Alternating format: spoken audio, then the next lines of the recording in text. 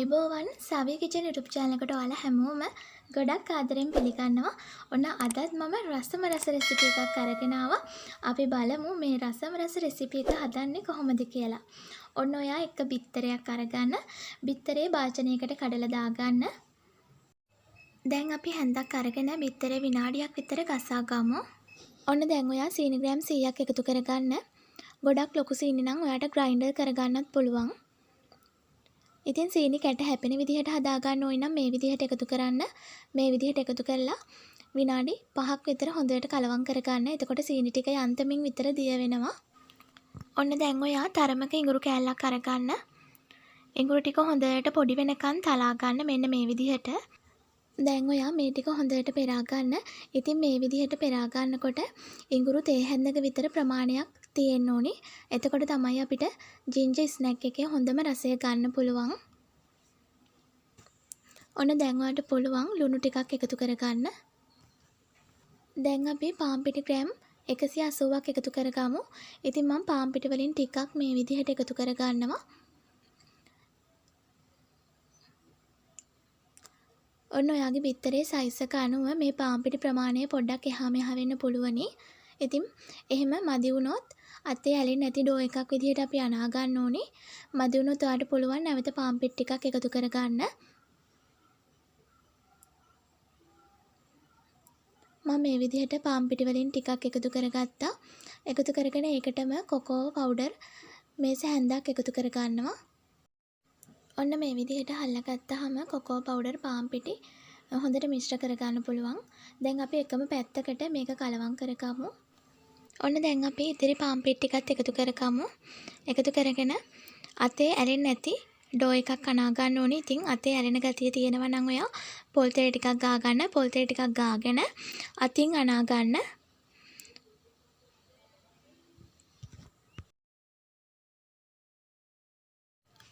ඔන්න මේ තියෙන මම පදමට අනාගත්තු ඩෝ එක නැවත පාන් පිටි ටිකක් උඩින් තවර ගන්න. ඉතින් මේ විදිහට තවරගෙන විනාඩි 2-3ක් ඔයා හොඳට නීට් කරගන්න.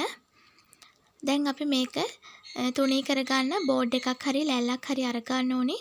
ඉතින් මම වෙනද වගේම කේක් බෝඩ් එකක් තමයි ගත්තේ. කේක් බෝඩ් එකේ ගොඩක් ලේසි. ඒ නිසා මම කේක් බෝඩ් එක අරගත්තා. අරගෙන ඒකටත් පාන් පිටි ටිකක් ඉහාගෙන පහේ කාසියේ සයිස් එකට එනකම් තුනී කරගන්න. ඔන්න ඔයාලට පුළුවන් ස්නැක් එකේ හැඩය කපා ගන්න මේ වගේ බෝතල් මූඩයක් අරගෙන. එහෙම නැත්නම් පුළුවන් නොසෙල් එකක් අරගෙන හැඩය කපා ගන්න. ඉතින් මෙන්න මේ විදිහට කපා ගන්න. මම නොසෙල් එකකින් තමයි කපා ගන්නෙ. ඔන්න ඔයා මං කපන විදිහට කපා ගන්න. ඉතින් ඔයාලට පුළුවන් රවුම් හැඩයට කපා ගන්නත්. ඉතින් ඔයාලට කැමති විදිහකට මේ ස්නැක් එක හදා ගන්න පුළුවනි. ඔන්න අපි ඉස්සෙල්ලාම රවුමක් කපා ගමු. රවුමක් කපාගෙන නොසෙල් එකෙන් භාගයක් වෙන්න තියාගෙන කජු මද වගේ කපා ගන්න ඕනි.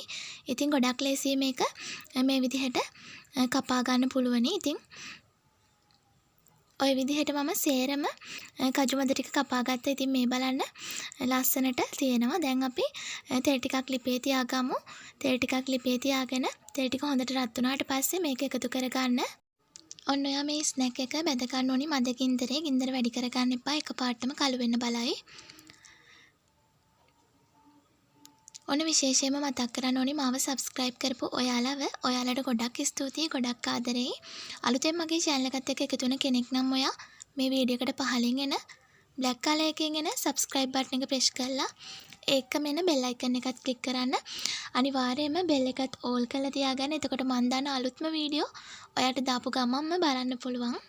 ඔන්න ඔයා මේ ස්නැක් එක බෙද ගන්නකොට තෙල් එකේ තියෙන බුබුලු ගතිය අඩු වෙනකම්ම බෙද ගන්න. ඉතින් මේ විදිහට බුබුලු ගොඩාක් නැතිව මෙන්න මේ ගානට ආවට පස්සේ ඔයාලට පුළුවන් මේක ලිපෙන් ඉවත් කර ගන්න.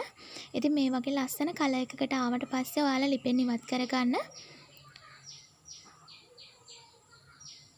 ඉතින් මේ විදිහට හදාගත්තාම ඔයාලට පුළුවන් හුලං වදින්න නැති වෙන්න තියාගත්තොත් සතියක් විතර තියාගන්න පුළුවනි. ඉතින් ඔන්න විදිහට තමයි මම රසම රසට ජින්ජර් ස්නැක් එක හදාගත්තේ. ඔයාලත් අනිවාර්යයෙන්ම හදලා බලන්න. ඉතින් මම මේ වගේ කොකෝ පවුඩර් එකතු කරගන්න නැතිව වැනිලා රසට ඩබල් බිස්කට් එකක් හදන්න බලාපොරොත්තු වෙමින් ඉන්නවා. ඉතින් ඒකත් ළඟදිම ඔයාලට අරගෙන එනවා. ඒකත් අනිවාර්යයෙන්ම බලන්න. ඒකත් එතකොට ගොඩාක් රසට ඔයාලට හදා ගන්න පුළුවන්. ඔන්න මේ බලන්න හොඳ ක්‍රිස්පි ගතියට තියෙනවා. ඔයාලත් අනිවාර්යයෙන්ම මේ විදිහට හදලා බලන්න. මගේ වීඩියෝ එක හොඳයි නම් ලයික් එකක් දෙන්න, කමෙන්ට් එකක් දෙන්න. යාළුවන්ටත් බලන්න ෂෙයා කරන්න. අපි නැවතත් රසබර වීඩියෝ එකකින් හමු වෙමු. මගේ වීඩියෝ එක නරඹුවට ඔයාට ගොඩාක් ස්තුතියි.